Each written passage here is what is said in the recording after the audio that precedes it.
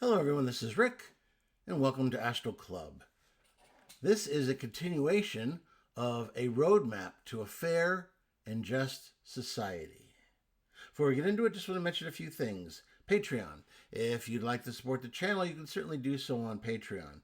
When you join, you get a chat function, you can talk with everyone, a direct message to me, and advanced episodes on Sunday. If that sounds like something that you'd be interested in, just go to the description and there's a link there to Patreon. Next up is Astral Projection Lessons. If you'd like a lesson on how to astral project, be happy to work with you, work with folks now all over the world.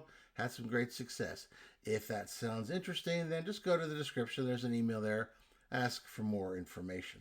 And lastly, the thanks button. If you see the thanks button down there and you feel like feel moved by a particular episode, or you want to throw a couple bucks our way, be very appreciative. So if you want to, hit that thanks button. Okay, next up, we're going to continue now with that roadmap to a just and fair society. For those who haven't seen the first part, I'll include a link, probably pinned in the comments section, or maybe I'll put it in the description as well, to the first part, if you want to review that. But in the first part, we reviewed the beginnings of creating a fair and just society. This is now, and keep in mind, this roadmap was given to me by the beings, the humans that were existing in the year 3000, in that reality, that future reality, where humans had attained the ultimate in evolution. If you've missed that one, you should look up Robert Monroe's Year 3000 with Astral Club, and you can review that episode. Okay, so let's get into the phase 2. Building parallel institutions. This will take between 3 and 15 years. Goal: create real-world structures that embody fairness and shared abundance, proving they work at scale. Number 1, intercultural.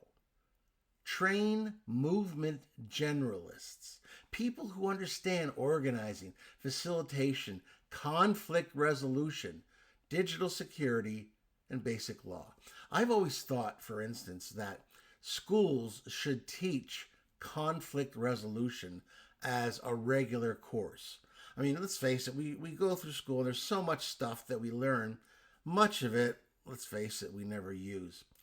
But I think there isn't anyone who couldn't benefit from conflict resolution. Think of the crime, the violent crime that happens out there on the streets, because the people there have never learned how to settle a conflict peaceably.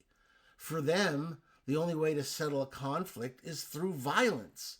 I mean, is there any wonder that we have more people in prison than any other country in the world? Anyway, so in this new phase, that conflict resolution would be part of that. Practice new norms in small groups. So you get some small groups, friends together, and you practice some of these new norms that we talked about, certainly in the first phase. Shared leadership, rotating roles. Avoid having one of the big problems of our society, especially in the U.S. government, is we have these senators and congress people who are in there forever. And they become these fossils, these little power bases that are just, they're just fixed. They're just glued in to their positions, and they've got no imagination. They've got no will to really institute any decent change, because they like things just the way they are, because that's why they have power. So, we need to start practicing rotating leadership. Everybody needs to understand what it is to lead, because everyone needs to be a leader in some way, shape, or form. We don't want to just fall into that same, pitfall of, oh, well, this guy is the great leader, so, he's always the great leader, or this group of people are the great leader we have to follow. Everyone, in order to achieve this new society, has to understand what it is to lead. Okay, transparent finances. I mean, this is a big thing too. The government, they say there's this black shadow budget that is almost as large as our open budget. And the government just tells us, you don't need to know what we're doing here because it's top secret and you don't need to know. I mean, we need to see where our monies are going. It needs to be transparent. Conflict handled with mediation, not exile or domination. Too many countries handles conflict, either violently within their countries or they exile people or they just force them to toe the line. And there's a lot of countries we have in this world who fall into that type of situation. We need to be into we need to be in the habit of mediating these things and settling them peaceably. I guess the UN was designed originally to be that kind of body. Unfortunately, it's failed miserably. So I think we're going to need to take back control and make that mediation down to the smallest levels on up to the largest levels. Okay, now we move on to number 2, local economic alternatives. We have to start reimagining our economy. It's right now it's very extractive. You've got these large corporations who are growing larger and larger, and their main goal is to extract as much as they can from the employees while paying them as little as they possibly can. We need to start come up with some different alternatives, some different ways that our economy can move. Worker-owned co-ops for food, manufacturing, tech, and care work. There are some co-ops now. People have co-op gift stores or co-op little markets and that kind of thing. But these worker-owned ones will start bringing the economy to the individual, rather than being in the habit of, well, everything that I buy comes from the almighty Walmart, or the almighty Costco, and we need to start bringing this stuff back to our communities. Community land trust, taking land off speculative markets, permanently affordable housing. We've just allowed the the private economy to run wild with the speculating in these markets. We've lost huge amounts of farmland, and instead what we end up with is these very expensive, what I call McMansions. These things, they throw these things up overnight. They're these gigantic homes, and then they cram them next to one another. It's kind of like a rich person ghetto. Meanwhile, we've lost this great farmland, and the only people who've really made out of this whole situation is the speculators. We need to start taking some of that off the market and putting it into these community land trusts. Credit unions, ethical finance, local banking that reinvests in the community and green projects. Once again, we're coming back to the community here now. We're getting away. You want to get away from these huge controlling banks that lord over us like these dark entities controlling our destiny. Local energy and food systems. Decentralized renewables, solar co-ops, community wind with community ownership.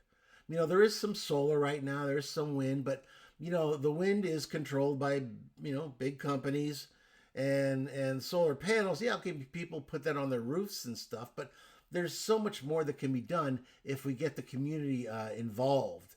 Imagine a community sponsoring a huge solar field, for instance, supplying cheaper energy and renewables to the people of that community, rather than just throwing it into the hands of an ever-growing conglomerate. Urban agriculture, regenerative farms, local markets that shorten supply chains. Right now, we've got more and more land that is going into the hands of fewer and fewer people. The day of the family farm is virtually extinct. They've all been bought up. And for instance, Bill Gates, if you want to know what he's been up to, he's been buying farmland like they're not making any more of it. Okay? So you don't listen to what these rich billionaires say. Watch what they do. So, Imagine a situation where you got these billionaires who own all the farmland. So they're going to tell you what food's going to cost, and you're not going to have any way around it. But, if you've got some urban agriculture, that allows shortened supply chains, which of course is less carbon flying into the atmosphere. And by having the urban, it gives everyone a chance to participate in food growth. Back at the beginning of the Civil War in 1860, 50% of all Americans in 1860 lived on farms, family farms. Everyone had a sense, certainly the ones who grew up on those farms, of what it took to provide food, to grow food. Today, I heard a story recently, and somebody asked a bunch of inner city students where food came from. Many of them said the grocery store. And we can laugh at that.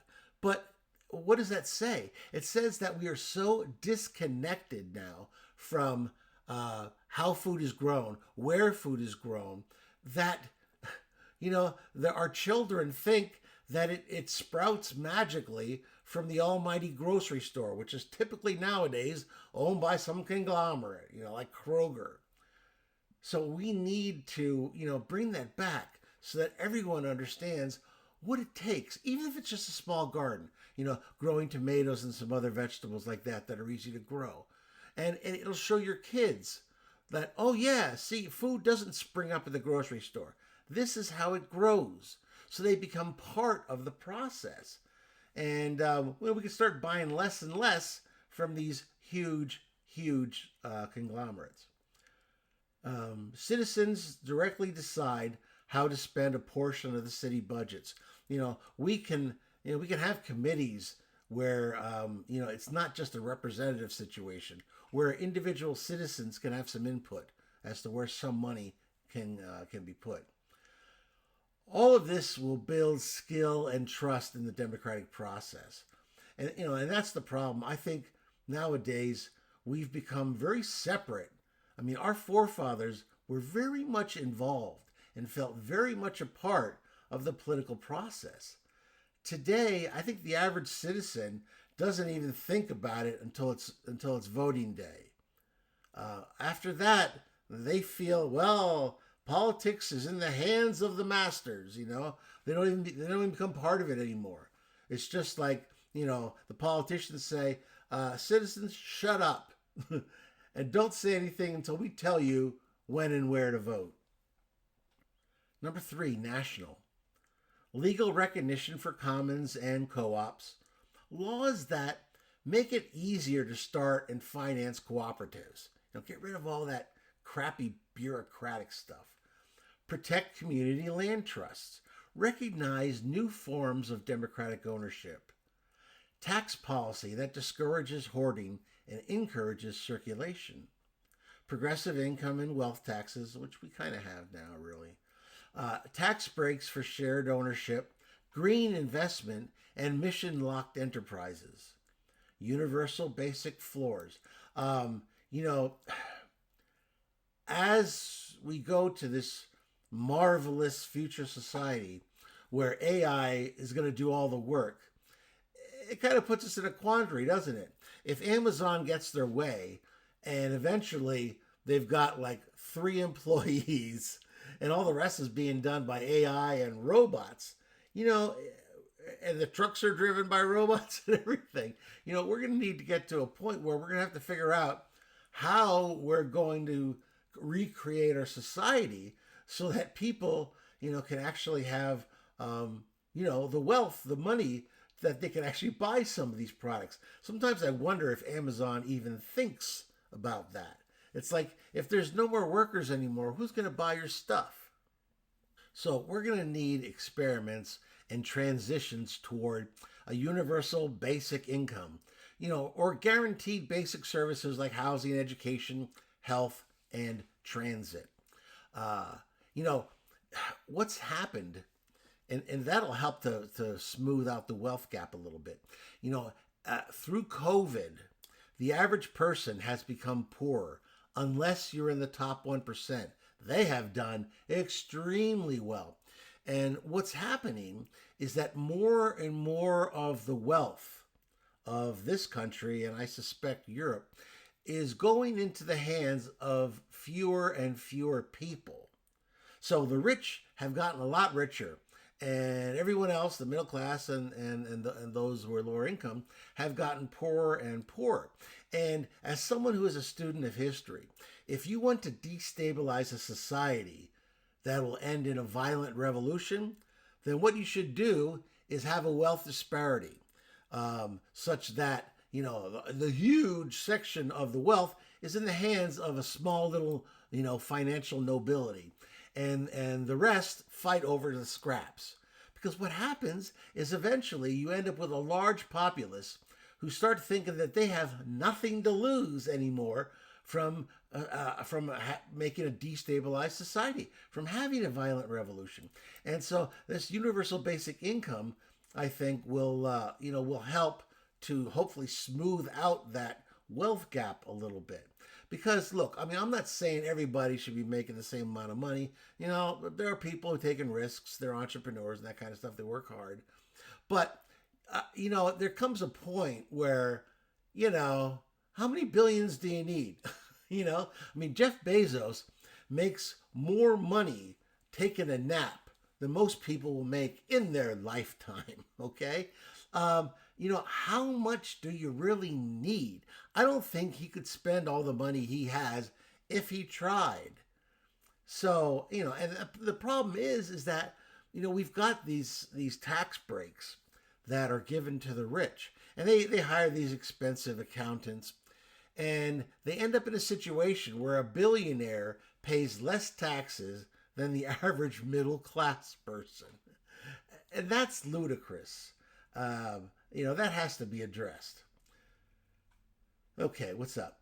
Free or inexpensive, high-quality education and lifelong learning. Our current educational system is a mess from floor to ceiling.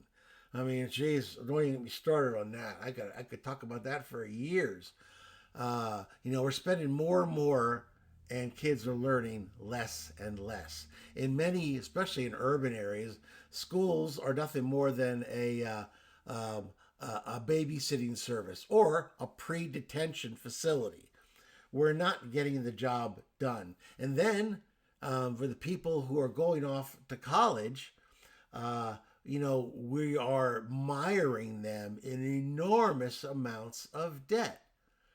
Now, I mean, my daughter, my wife worked at the college where she went for her undergrad, so that was gratis. We got that was paid as part of my wife's benefit. But when she had to go to PA school, she incurred a good amount of debt to do that. Now, she makes the kind of money that she can pay off that loan. It's not an over big burden, but there's a lot of people out there who are now paying monthly payments that are essentially a mortgage payment. And that is out of the realm of anything that has anything to do with sense. Now, you look at some countries over in Europe, like Germany, for instance, and some other countries, it's much more reasonable. We want to educate people, but we don't want to mire them in debt in order to do it. I remember when I went to school, my first year's tuition was $4,000. I went to a private institution too. When I graduated, it was around $10,000. I had taken out some school loans, and I had to pay $100 a month for 10 years. And it was no problem for me. It was literally no problem. I hardly even noticed the money was gone. And you could actually back then have a part-time job to earn a large amount of money to support yourself in your college education. But now the cost of college education has risen so high and wages have stagnated to such a large degree that it is impossible now to work some kind of a part-time job to put yourself through school. And so we have these kids graduating now with these enormous debts. So what happens is they don't buy houses. They don't buy that beginner house.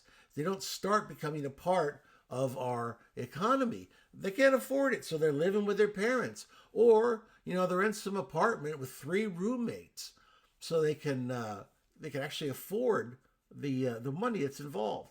Okay, I went off on that, but that's just a pet peeve of mine. Okay, next, antitrust and decentralization. What's happened in the economy in the United States, and I don't think Europe's any different, is, more small companies have been swallowed up by large ones. And what that does is, it puts all the power in the hands of a few companies. They can set the prices and you're pretty much stuck with it. And they become very, very centralized. We want to turn that around using antitrust legislation and decentralization. We want to break up and regulate monopolies in tech, food, finance, and media to avoid concentration of power. Media, especially, and tech are some of the worst offenders now. I don't have to name some of the companies in tech. You already know them. They've gotten to a point now where they're all powerful. They're controlling. And when that happens, innovation stultifies, costs rise, and it's just all around a bad idea. Next up, number 4, global. Fair trade over free trade. Free trade sounds great until you really start exploring it, because free trade can be a synonym for extractive trade. Okay, if one country has all the power to buy, for instance, coca beans, and the country that grows the coca beans is very poor, backwards country, third world type country, then it ends up a situation where the big company in the first world is getting very cheap prices on those coca beans, and the third world country remains poor because they're getting very little money for their crops. So, we need to start talking about fair trade over free trade. Trade agreements that include labor rights, ecological standards, and corporate accountability. There are so many countries where laborers are exploited. I mean, heck, they're exploited here in the United States, but we have other countries like China, for instance, where you're not allowed to strike, for instance. I mean, you make a fuss there, and they send in the police and start cracking heads. So it's just not a very open type of place to do business. And how about ecological standards? We, especially in some of these third world countries now, like in Brazil and what have you, forests are being devastated. And China, it has become basically a toxic place. I mean, the air is poisoned. When I used to visit China for business, I never saw a bird there. I would go from city to city. I never actually saw a bird. They're gone. Wildlife, gone. And I remember I flew into Tianjin once, which is a northern city in China, very industrial. It was in the wintertime. It was shortly after 9/11, and it was just starting to get cold. The flights started going again. And I flew into China. We were in Tianjin, and the pollution there was so bad. And every house had a little charcoal burner going for heat. And the smoke was just filling the air. All of my mucous membranes just started weeping. Okay, it looked like I was crying that it was so bad. So what's happening is these other nations, these third world countries, whatever, are trying to catch up now. And the problem is they're throwing caution to the wind. Generally now these companies have so much power, whether they be foreign companies or whether they be domestic companies. They have so much power that any ecology standards that are actually in place, any laws that are in place, are just ignored, and nothing's done about it. And so, they're churning out these goods, and our world is becoming poorer and poorer, and biodiversity is going out the window. Every time they clear cut yet another 100 acres in the rainforest, we don't even know the species that were lost. We never got a chance to catalog them. How many cures were destroyed in that logging process? We'll never know because it's just gone. Okay, enough of that little diatribe. Let's see. Okay, next is debt justice. Putting third world countries in deeper and deeper debt is not the answer, because we loan this money to them and we know they're not going to be able to pay it back.